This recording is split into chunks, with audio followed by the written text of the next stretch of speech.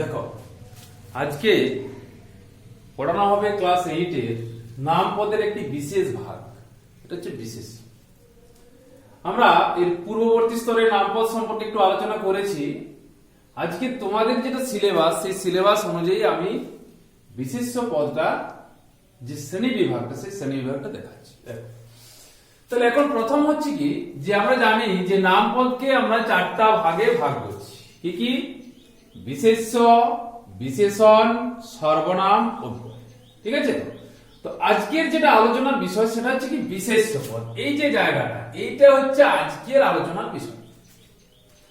তাহলে দেখো, ফার্স্ট আমরা দেখবো যে বিশেষ্য, যেটা আমি আগেও আলোচনা করেছি, তাও আজ আরেকবার বলছি যে বিশেষ্য জিনিসটা কি আগে জানা দরকার। ঠিক আছে? তো বিশেষ্য মানে কি? বিশেষ্য শব্দটার অর্থ হচ্ছে কি বিশেষ করে বলা, অর্থাৎ বিশেষ করে বলা হয় বলে নামটা হচ্ছে বিশেষ্য। জিনিসটা ভালো করে বুঝো, বিশেষ করে বলা হয় বলে নামটা হচ্ছে বিশেষ্য। ঠিক আছে? আরেকটা অর্থ কি না, কোনো কিছুর নাম বলা, অর্থাৎ বিশেষ্য শব্দটার দ্বারা কোনো ব্যক্তি বা কোনো বস্তুর নাম বলাকে বোঝায়। ঠিক আছে? হয় কোনো ব্যক্তি হতে পারে, কোনো বস্তু হতে পারে, কোনো স্থান হতে পারে, কোনো প্রতিষ্ঠান হতে পারে, কোনো দেশ হতে পারে। ঠিক আছে? কোনো নদীর নাম হতে পারে। এই যে জায়গাটা কেবলমাত্র এ কি করছে না, বিশেষ করে বলা, তার নামটাকে বলছে, তার জন্য নামটা হচ্ছে বিশেষ্য। ঠিক আছে? এখন দেখো এর সংজ্ঞাটাতে আমি কি লিখেছি না, যে পদের দ্বারা মানে কি, যে পদ বিশেষ্য, এই তো একটা পদের অংশ, এই তো নাম পদ। তাহলে যে পদের দ্বারা কোনো ব্যক্তি, বস্তু, স্থান, জাতি, গুণ, ধর্ম, অবস্থা বা কোনো কাজের নাম বোঝায়। অর্থাৎ এর সাহায্যে কি হয় না, কোনো ব্যক্তি বা বস্তুর নামটা বোঝাবে, এটাই হচ্ছে মেন জায়গা। তাহলে যার সাহায্যে কোনো ব্যক্তি বা বস্তুর নামটা বোঝায়। ঠিক আছে?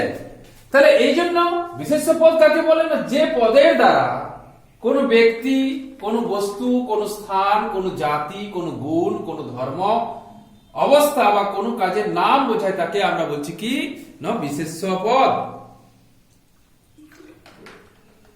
ঠিক আছে? এখন দেখা যাক এই বিশেষ্য পদ কোন।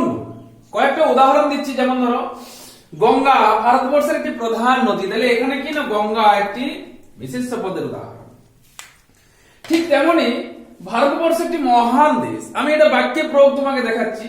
ভারতবর্ষ একটি মহান দেশ, তাহলে সেখানে কি না আমি ভারতবর্ষের কথা বলছি। ঠিক আছে? সেরকম ধরো জবা একটি ফুলের নাম। ঠিক আছে? বেশ সুন্দর জবা ফুল ফুটেছে, এই বাক্যটার মধ্যে জবাটা হচ্ছে কি বিশেষ্য পদ।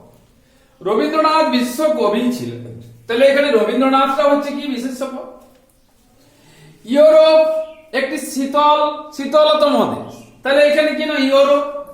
তাহলে এই যে ঘটনাটা কি বিশেষ্য দ্বারা বা বিশেষ্য যে পদটা আমি বলতে চাইছি, এই বিশেষ্য পদটার দ্বারা কি হচ্ছে না, কোনো ব্যক্তি বা বস্তুর নাম বোঝাচ্ছে, মানে মূলত নামটাই হচ্ছে প্রধান। অর্থাৎ কোনো ব্যক্তি বা বস্তুর নাম বোঝায়, সেই জন্য এর নামকরণ করা হয়েছে বিশেষ্য। ঠিক আছে? তো এখন দেখা যাক এই সংজ্ঞা আমি একটা বললাম। এরপরে দেখো শ্রেণী বিভাগ। এই শ্রেণী বিভাগটা মূলত অষ্টম শ্রেণীর সিলেবাস অনুযায়ী। ঠিক আছে? কেন না, বিশেষের এই যে শ্রেণী বিভাগ আমি 5টা দেখিয়েছি, এর থেকে আরো অনেক বেশি শ্রেণী বিভাগ রয়েছে। তো এখানে দেখো ফার্স্ট হচ্ছে ভাগ সংজ্ঞাবাচক। ঠিক করে দেখো, এই যে সংজ্ঞাবাচক শব্দটার অর্থ কি হে? হ্যাঁ, সংজ্ঞাবাচক বা এটা কি মানে মূলত নামবাচক বলা যায়, বা কোনো নাম বোঝায়। অর্থাৎ কি সংজ্ঞাবাচক বিশেষ্য কাকে বলে না, যে বিশেষ্য পদের সাহায্যে কোনো ব্যক্তি বা বস্তুর নাম বোঝায়, এটাই হচ্ছে সংজ্ঞাবাচক বিশেষ্য। ঠিক আছে? তাহলে সংজ্ঞা, যেমন ধরো আমাদের বিভিন্ন সংজ্ঞা আমরা পাই, বিভিন্ন মানে ব্যাকরণ বই বা বিভিন্ন যে বিষয়বস্তুর সংজ্ঞা থাকে, নাম থাকে।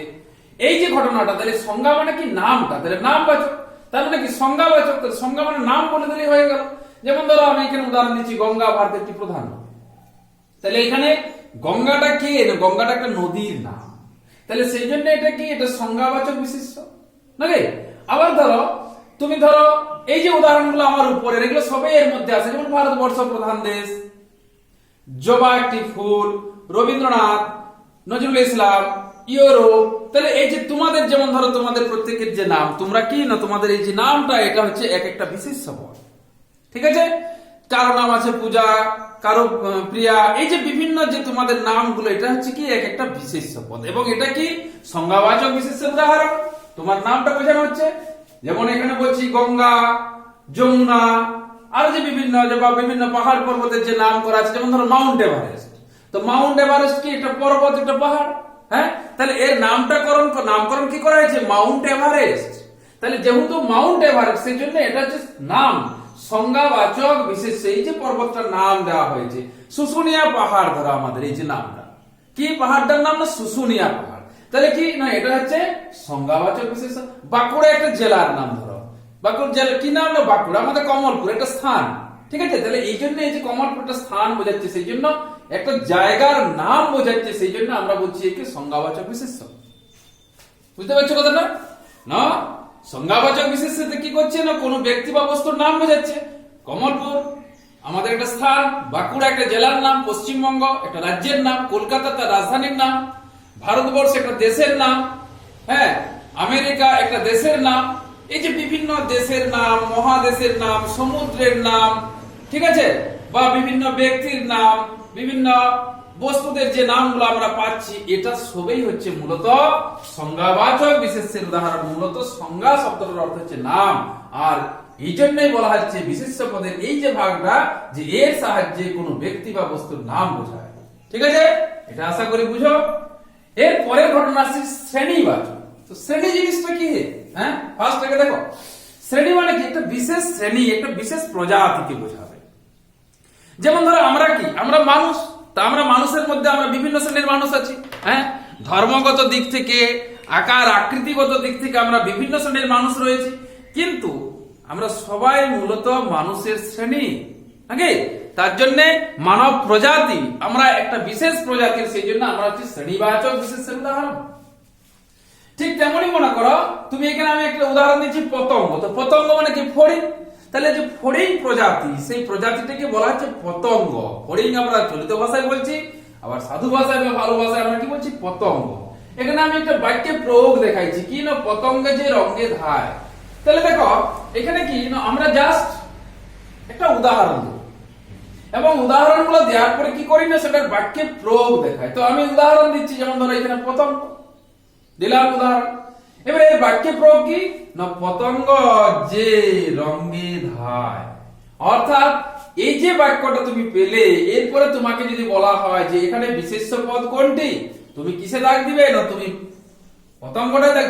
বিশেষ্য মানে শ্রেণীবাচক বিশেষ্যের উদাহরণ কোনটি, তুমি দাগ দিবে পতঙ্গ। না, এর মাধ্যমে একটা শ্রেণীকে বোঝানো হচ্ছে। ঠিক আছে, সেরকম ধরো গাছ, উদ্ভিদ বলছি আমি। তো গাছ বলতে কি, তার মধ্যে আম, জাম, কাঁঠাল, লিচু, পেয়ারা, হ্যাঁ, সমস্ত ধরনের গাছের প্রজাতিটাকে বোঝাচ্ছে। ঠিক আছে, তাহলে গাছের শ্রেণীটাকে বোঝাচ্ছে। এখানে কোনো একটা মানে একক কোনো গাছের নাম নেই, সমগ্র গাছের শ্রেণীটাকে বোঝাচ্ছে, সেই জন্য গাছটা হচ্ছে শ্রেণীবাচক বিশেষ্য। ঠিক আছে, সেরকম দেখো হিন্দু। এই যে হিন্দু একটা শব্দ আসছে, হিন্দু, মুসলমান, খ্রিস্টান, পারসিক, জৈন, এরা কি? এরা বিভিন্ন ধর্মের মানুষ। তাহলে এখানে কি হয়েছে, যে এই যে হিন্দু বলতে একটা শ্রেণীকে বোঝাচ্ছে, একটা বিশেষ ধর্মের শ্রেণীকে বোঝাচ্ছে। মুসলমান বলতে একটা বিশেষ ধর্মের শ্রেণীকে বোঝাচ্ছে। খ্রিস্টান বলতে একটা বিশেষ ধর্মের শ্রেণীকে বোঝাচ্ছে। পারসিক বিশেষ ধর্মের শ্রেণীকে বোঝাচ্ছে। জৈন বিশেষ ধর্মের শ্রেণীকে বোঝাচ্ছে। তাহলে সেই জন্য এদেরকে আমরা শ্রেণীবাচক বলছি। ঠিক আছে, এখানে কি না, তার যে শ্রেণীটা, সেই শ্রেণীটা, অর্থাৎ এই যে বিশ্ব প্রকৃতিতে এত মানে মানে প্রাণী জগৎ বলো, বস্তু জগৎ বলো, এত বিষয়, বস্তু, ব্যক্তি বা বিভিন্ন প্রাণীরা যে রয়েছে, প্রত্যেকেরই একটা শ্রেণী রয়েছে। সেই শ্রেণীটাকে আমরা এখানে ধরছি। ঠিক আছে, গাছ, যেমন আমি বলছি পশু। তো পশু বলতে বিভিন্ন শ্রেণীর পশুরা এর মধ্যে ঢুকে গেছে, পশু একটা শ্রেণী। ঠিক আছে, পাখি, পাখি একটা শ্রেণী। গাছ, গাছ একটা শ্রেণী। মাছ, মাছ একটা শ্রেণী। নাকি? বিভিন্ন ধরনের শ্রেণীগুলো এর মধ্যে ঢুকে আছে। ঠিক আছে, তাহলে আমি এর মধ্যে শ্রেণীবাচক বোঝাতে বলতে কি বোঝাচ্ছি, যেমন ধরো তুমি যদি বলো যে কাতলা মাছ, তাহলে এখানে কাতলাটা কিন্তু তখন সংজ্ঞা, মাছটার নামকরণ করা হয়েছে কাতলা, হয়েছে সংজ্ঞাবাচক বিশেষ্য। কিন্তু যখন তুমি মাছ বলছো তখন মাছটা বলতে কি তার মধ্যে সব শ্রেণীর কি ধরছো না মাছ, তো কি মাছ ধরছো, সব শ্রেণীর মাছ তোমার মধ্যে পড়তে পারে, কাতলা, রুই, হ্যাঁ, মৃগেল, পুঁটি, দাঁড়িয়া, যেগুলো আমরা বলি, বিভিন্ন শ্রেণীর মাছ পড়তে পারে। এই যে শ্রেণীটা, সেই জন্য এটাকে বলা হচ্ছে শ্রেণীবাচক বিশেষ্য। ভালো করে দেখে নাও, পতঙ্গ একটা শ্রেণী, গাছ একটা শ্রেণী, হিন্দু একটা ধর্মের শ্রেণী, মুসলিম, খ্রিস্টান, পার্সি এরা বিভিন্ন ধর্মের শ্রেণী, মানুষ এটা একটা মানে শ্রেণী, একটা প্রজাতিকে বোঝাচ্ছে, একটা পশু একটা প্রজাতিকে বোঝাচ্ছে, এটা হচ্ছে শ্রেণীবাচক বিশেষ্যের উদাহরণ। ক্লিয়ার, বুঝলে? নেক্সট আসছে দেখো, আমি অবস্থাবাচক বিশেষ্য বলছি। তো অবস্থা জিনিসটা কি? এই অবস্থাবাচক বিশেষ্যের যেটা শ্রেণী করা হয়েছে, অবস্থা বলতে এখানে বোঝানো হয় কেবলমাত্র মনের অবস্থা, মনের ভাব, মনের গুণ। অর্থাৎ এই অবস্থাবাচক বিশেষ্যটাকে আমরা কি বলি না, এটাকে আমরা বলি অবস্থাবাচক বিশেষ্য, এটাকে বলি ভাববাচক বিশেষ্য, আবার এটাকে বলি আমরা গুণবাচক বিশেষ্য। ঠিক আছে? তাহলে এখানে দেখো অবস্থা কি, মনের অবস্থা। এই যে লোভ, লালসা, হিংসা, ক্রোধ, ঘৃণা, লজ্জা, হাসি, কান্না, আনন্দ, এগুলা কি, এগুলো সবই কিন্তু এর মধ্যে পড়ে। ঠিক আছে? তাহলে এই জন্য অবস্থাবাচক যে বিশেষ্যের কথাটা আমরা বলছি, এখানে কি হচ্ছে না, এখানে এর সাহায্যে মনের কোন একটা অবস্থা, তা আমি একটা বাক্যে প্রয়োগ দেখাচ্ছি, দেখো। যেমন ধরো আমি একটা উদাহরণ দিয়েছি, লোভ পরিহার করো। তাহলে এই বাক্যটার মধ্যে অবস্থাবাচক বিশেষ্য কোনটা, তোমাকে যদি প্রশ্ন করা হয় এই বাক্যটির মধ্যে অবস্থাবাচক বিশেষ্য কোনটি? এখানে অবস্থা বলতে আমি তো আগেই বললাম, যার সাহায্যে মনের কোন অবস্থাটা বোঝাচ্ছে। হ্যাঁ, লোভ, লালসা, হিংসা, ক্রোধ, মায়া, মমতা, এই সমস্ত কিছু, দয়া, মায়া, ঠিক আছে, তোমার মনের অবস্থা, মনের একটা বিশেষ মানে কি, মনের একটা বিশেষ ভাব বোঝাচ্ছে। এই জন্য একে বলা হচ্ছে অবস্থাবাচক বিশেষ্য। হ্যাঁ, যেমন মনে করে যদি বলা হয় অত লোভ ভালো নয়, তো লোভটা কি, লোভটা হচ্ছে তোমার মনের অবস্থা, তাহলে অবস্থাবাচক বিশেষ্য। দয়া একটি পরম ধর্ম, তো যে ব্যক্তিটা দয়া করছে সে তো দয়াশীল ব্যক্তি, দোয়া পরম ধর্ম, কিন্তু কারা করে, যারা দোয়াশীল ব্যক্তি তারাই দোয়া করে। তাহলে দোয়াটা কি না, তার মনের একটা ভাবনা। ঠিক আছে? এই জন্য একে আমরা কি বলছি না, অবস্থাবাচক বিশেষ্যের উদাহরণ। ঠিক আছে, বোঝার চেষ্টা করো। তাহলে অবস্থা বলতে মনের অবস্থা, যেখানে লোভ, লালসা, হিংসা, ক্রোধ, দয়া, মায়া, মমতা, হ্যাঁ, ঘৃণা, ঠিক আছে, মানে সুখ, দুঃখ, আনন্দ প্রত্যেকটাই বুঝাবে। এবং এই একটা শব্দ ব্যবহার করার পরে যখন আমরা তার বাক্যে প্রয়োগ করি, তখন সেটা কি না পরিষ্কার করে দেখানো হয়, এবং সেখানে কি তোমাকে প্রশ্নটা করা হবে যে এই বাক্যে অবস্থাবাচক বিশেষ্যের উদাহরণ কোনটি। তখন তুমি দেখবে মনের অবস্থা যদি পাও, তখন সেটাতে তুমি দাগ দিবে, লোভ, লালসা, দয়া। ঠিক আছে? নেক্সট হচ্ছে দেখো সমষ্টিবাচক বিশেষ্য। সমষ্টি মানে কি, সমষ্টি মানে যোগফল বলা হয়, কিন্তু এখানে যোগফল নেই, এখানে একত্রিত, একত্রিত, এক জায়গায় অনেককে বোঝাবে, এটা হচ্ছে সমষ্টিবাচক বিশেষ্য। ভালো করে বুঝো, সমষ্টি শব্দটার অর্থ হচ্ছে কি যোগ, যেখানে অঙ্কের যোগের মতন নয়, এখানে এক জায়গায় একসাথে একত্রিত অনেক কিছুকে বোঝানো হচ্ছে। যেমন ধরো আমি এখানে দিয়েছি একটা উদাহরণ, স্তবক। তো এই স্তবকটা আমরা কোথায় দেখি? ফার্স্ট দেখো, স্তবকটা আমরা দেখি কবিতাতে। কবিতাতে দেখবে একটা কবিতা দুটো, তিনটে, চারটা, পাঁচটা বা আরো বেশি স্তবকে রচিত হয়। ঠিক, কিন্তু এক একটা স্তবক তোমরা দেখবে যে চারটা কি পাঁচটা বা ছটা বা আটটা, 10টা বা আরো কমও হতে পারে, লাইনের পর কি করা হয় যে তোমার একটু গ্যাপ দিয়ে আর একটা স্তবক ধরা হয়। তাহলে এই যে স্তবক, তাহলে স্তবকটার মধ্যে কি হয়, একাধিক পংক্তি আছে কিনা? স্তবকটার মধ্যে একাধিক পংক্তি আছে, তো একাধিক পংক্তি থাকার কারণে এটাকে আমরা বলছি সমষ্টিবাচক বিশেষ্য। সেরকম ধরো আমি বলছি, ধরো এক ঝাঁক পাখি উড়ে যাচ্ছে, আকাশে এক ঝাঁক পাখি উড়ে যাচ্ছে। তাহলে এই যে ঝাঁকটা কেন না, এই ঝাঁকটার মধ্যে অনেক পাখি আছে, তাহলে এই যে অনেক পাখি থাকার কারণে এটা কি হচ্ছে, এটা হচ্ছে সমষ্টিবাচক বিশেষ্যের উদাহরণ। সেরকম আমি বলছি একদল মানুষ এদিকে এগিয়ে আসছে। তা একদল মানে কি, সেখানে তো একটা নেই, তাহলে একাধিক মানুষ আছে। তাহলে একাধিক অর্থাৎ দল, যেখানে একাধিক, একের অধিক তো থাকতেই হবে। হ্যাঁ, তাহলে এই যে একসাথে এতগুলা মানুষ আসছে, সেই জন্য তাকে আমরা দল বললাম। ঠিক আছে, এক পাল গরু চড়ছে মাঠে। তো গরু যেখানে আমরা গবাদি পশু যেখানে চড়ানো হয়, সেই এক জায়গায় তারা তো জড়ো হয়ে চড়ে, তাহলে এইটাকে আমরা বলি পাল। এক পাল গরু চলছে মাঠে। তাহলে সেই রকম দেখো, আমি এখানে দিয়েছি পাল, গাদা, এক গাদা লোক জমা হয়েছে। তো গাদা মানে এক জায়গায় গাদা হয়েছে, জমা হয়েছে, তার মানে কি একটা তো নয়, একাধিক। একাধিকও বলা যায় না, মানে একাধিকের থেকে আরো বেশি যেটা বলা হয়। হ্যাঁ, একসাথে অনেক যেটাকে বোঝানো হয়। একাধিক বলতে দুই বোঝায়, কিন্তু দুইটাতে তোমার ঝাঁক, পাল, গাদাটা তো বোঝাবে না। তাহলে মানে এখানে একটু বেশি সংখ্যক বোঝাচ্ছে আমাদের। ঠিক আছে, মানে মোটামুটি ধরো 5-6 জন, 7 জন বা এরকম বেশি যদি হয়, তাহলে সেটাকে আরো ভালো বোঝায়, পরিষ্কার হয়। তাহলে সেই জন্য দেখো, সমষ্টিবাচক বিশেষের আমি আরেকটা উদাহরণ দিচ্ছি, যেমন সেনাবাহিনী। তো সেনাবাহিনী কি, সৈনিক বোঝায় নাকি? তো সেনাবাহিনী, মনে করো আমি বাক্যে প্রয়োগ দেখিয়ে দিলাম, সেনাবাহিনী কুচকাওয়াজ করছে। তো এই যে সেনাবাহিনী, সেনাবাহিনী বলতে এখানে একটা তো সৈনিক নেই, একাধিক সৈনিক ঢুকে আছে নাকি? 5টা হতে পারে, 6টা হতে পারে, 4টা হতে পারে, বা আরো 10, 20, 100, হ্যাঁ 200, 500 জোর হতে পারে। তাহলে এই যে সেনাবাহিনী, সেনাবাহিনী কি একটা সমষ্টি, তো সেনাবাহিনী কুচকাওয়াজ করছে। হ্যাঁ নাকি? তাহলে এই যে সেনাবাহিনী কি না, সেখানে একই সাথে অনেকগুলা সৈনিক রয়েছে, সেই জন্য সেনাবাহিনী শব্দটা ব্যবহার করা। বুঝতে পারলে ঘটনাটা? আবার দেখো, সমষ্টিবাচক বলতে আমরা এক মানে যোগ বা সমষ্টিকে বুঝি, অর্থাৎ একসাথে অনেককে বুঝি। তো সেটা কোনো বিষয় হতে পারে, কোনো বস্তু হতে পারে, কোনো প্রাণী হতে পারে, কোনো উদ্ভিদ হতে পারে। হ্যাঁ, এইটা হচ্ছে মেন জায়গা। তো এখানে দেখো, যেমন ধরো তোমার আমরা বলছি অরণ্য। তো অরণ্য বলতে কি, অরণ্যে বিভিন্ন গাছপালা আছে, ঢুকে আছে।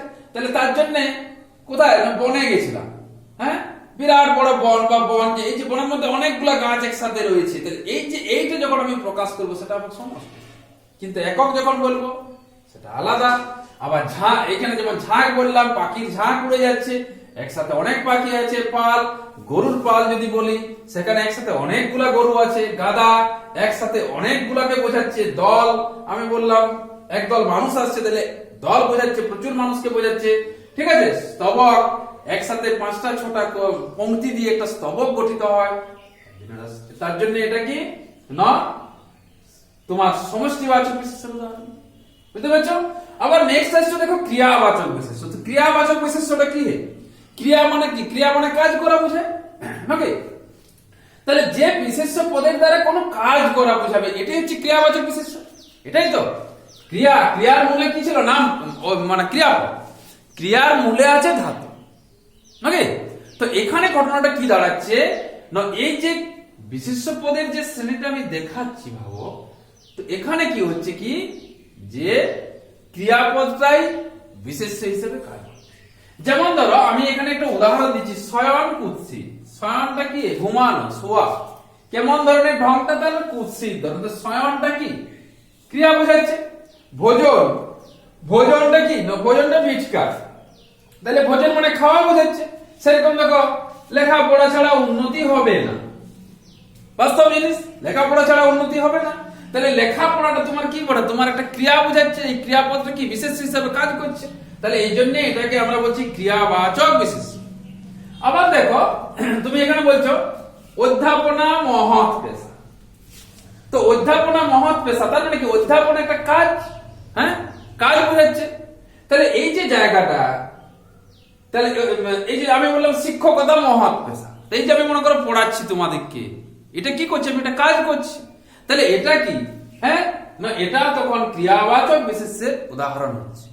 ঠিক আছে, তাহলে জিনিসটা ভালো করে একবার দেখে নাও। বিশেষ্য, বিশেষ্যের শ্রেণী বিভাগ আমরা ভাগ বলে দিলাম 5টা। তোমাদের সিলেবাস অনুযায়ী সংজ্ঞা, যার সাহায্যে কোনো ব্যক্তি বা বস্তুর নাম বোঝালো, উদাহরণ দেওয়া আছে। শ্রেণী, কোন বিশেষ শ্রেণীকে বোঝাচ্ছে, বিশেষ প্রজাতিকে বোঝাচ্ছে। হতে পারে কোন প্রাণীবাচক, হতে পারে অপ্রাণীবাচক। ঠিক আছে, হতে পারে কোন বিশেষ ধর্মের, হ্যাঁ এই যে শ্রেণীবাচকের মধ্যে পড়ছে। অবস্থা তোমার মনের অবস্থা বোঝাচ্ছে। লজ্জা, ঘৃণা, ক্রোধ, মায়া, মমতা বোঝাবে। সমষ্টিবাচক একসাথে অনেকগুলাকে বোঝাবে। ঠিক আছে, ঝাঁক, পাল, গাদা, দল, সেনাবাহিনী, স্তবক এটাকে বোঝাবে। ক্রিয়াবাচক যার সাহায্যে কোনো কাজ বোঝাচ্ছে। ঠিক আছে, শয়ন, ভোজন, লেখাপড়া, এই যে অধ্যাপনা, শিক্ষকতা। ঠিক আছে, এই যে ঘটনাগুলা এর সাহায্যে প্রকাশিত হচ্ছে তাই ক্রিয়াবাচক বিশেষ্য। ঠিক আছে, ভিডিওটা ভালোভাবে দেখো। হ্যাঁ, যেখানে অসুবিধা হবে আমাকে ফোন করে জানাও।